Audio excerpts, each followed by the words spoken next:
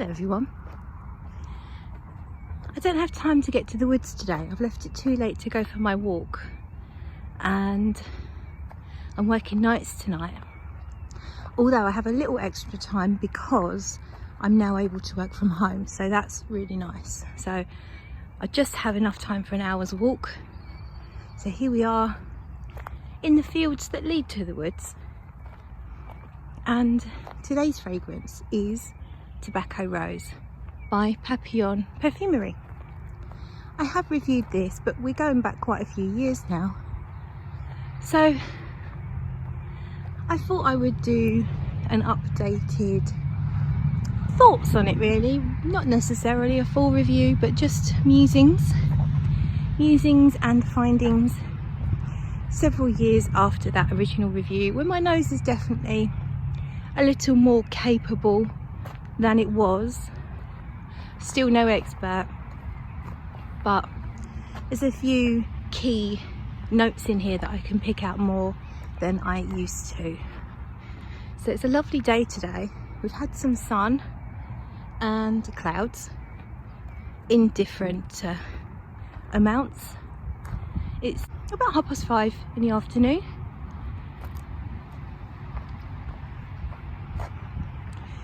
So Tobacco Rose came out in 2014. Perfumer is Liz Moores. She's also the brand owner, and she basically does everything. Quick word about Liz. She's like this white witch that lives in the woods. She's kind of a combination of white witch, earth mother and animal whisperer. Recently, in the current climate, on her Instagram, she's been promoting, rather than her own brand, she's been promoting and highlighting independent brands to support her, what you would call her competitors, or perhaps her peers, her colleagues. But what a lovely thing to do, to try and help out others when she could perhaps also be worrying about her own business.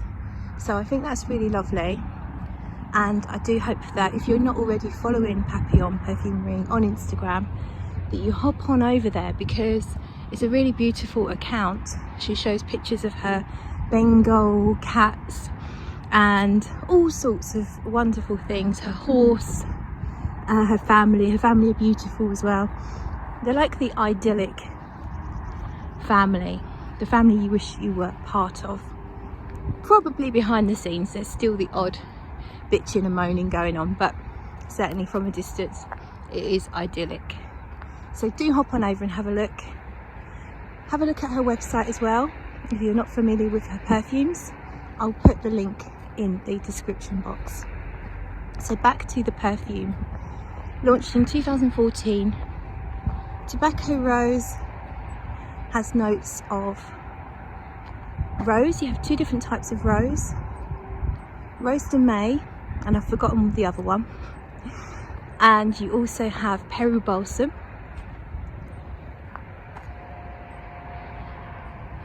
oak moss, and again I can't remember all of them, but I tell you what I get from the fragrance.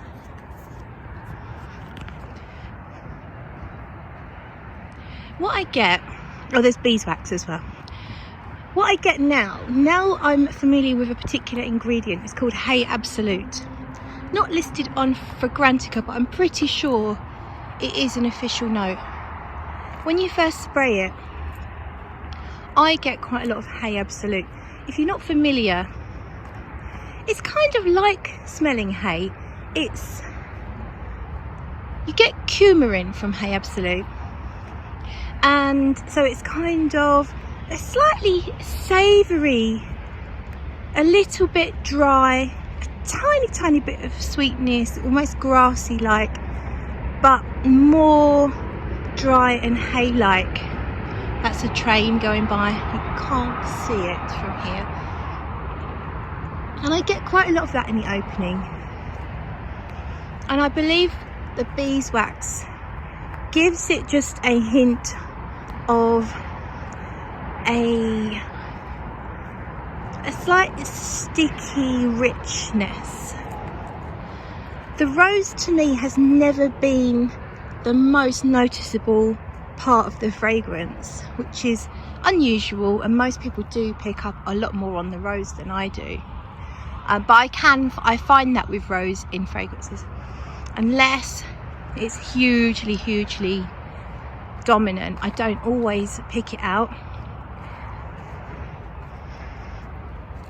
The fragrance to me is sticky yet dry, savoury with only the merest hint of sweetness, and I think the sweetness probably does come from that rose and maybe a bit from the beeswax, but it's obviously not a sugary or a vanillic sweetness, and it's certainly not a fruity fragrance.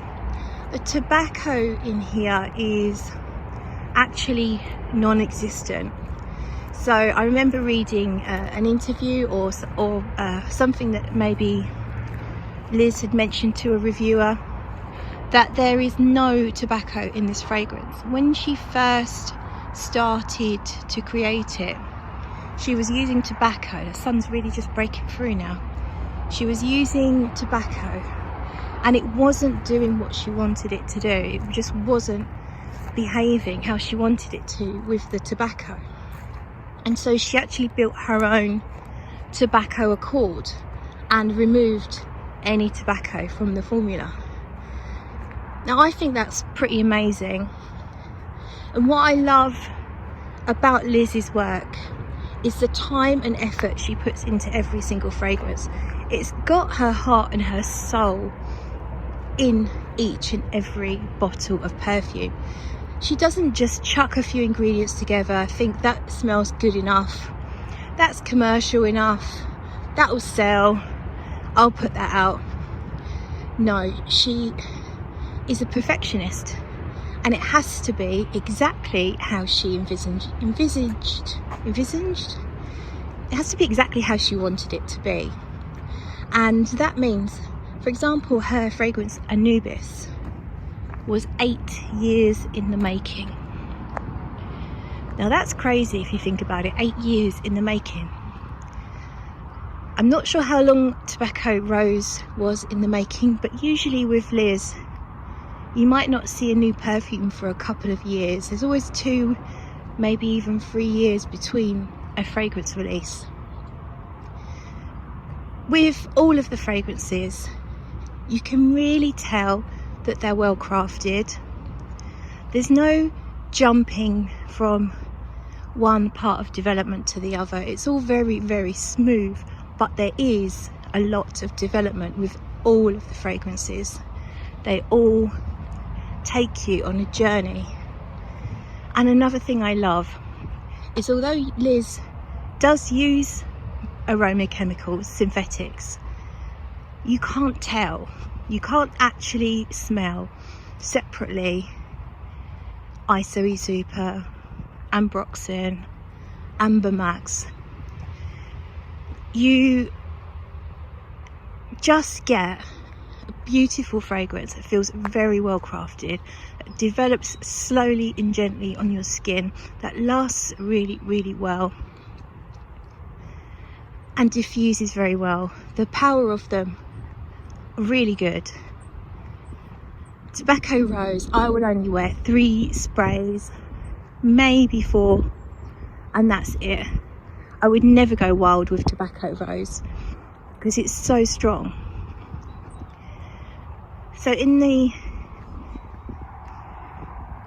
development of the fragrance, I find it gets slightly woodsy a little bit, but that's too broad a description. I feel like, and I don't think it's listed, I feel like there's a touch of vetiver, but I'm not sure. Oh, and there is ambergris in here as well. So ambergris is smooth, can be a bit salty, and really helps the fragrance to diffuse and permeate the air. and Liz actually uses real ambergris tincture, which is a very expensive ingredient. Overall, Tobacco Rose feels special. It's not a frivolous, girly, everyone's gonna love it kind of fragrance. It's one of the least sweet fragrances in my collection. Here's the motorway. So sorry, this is not the most relaxing of videos today, but I just wanted to show you what the noise was coming from. I decided to turn around and come back. I need to head back. I thought we'd get away from the motorway. So the other rose in Tobacco Rose is Bulgarian Rose. So it's Bulgarian Rose and Rose de May.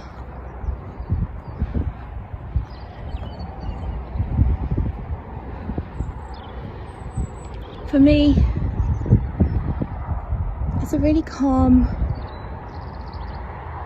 natural smelling, outdoorsy kind of fragrance. The tobacco note smells like an unsweetened, unsmoked tobacco rather than actual cigarettes. Nothing ashy, nothing really smoky here to me. Very natural smelling, but extremely long lasting, and definitely, as I say, it has quite a calming effect, and it's quite rich, somehow rich without being sweet. So we've got some cyclists just over here.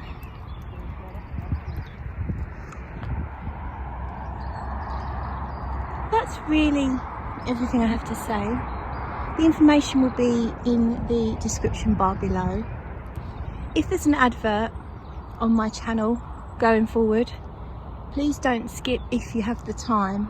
I know it's annoying, but all the AdSense from my reviews on YouTube will be going to a local animal sanctuary, and I'll be updating further as and when I get some money from Google from the AdSense. I'll be letting you all know how much, and that it's been sent to the animal sanctuary.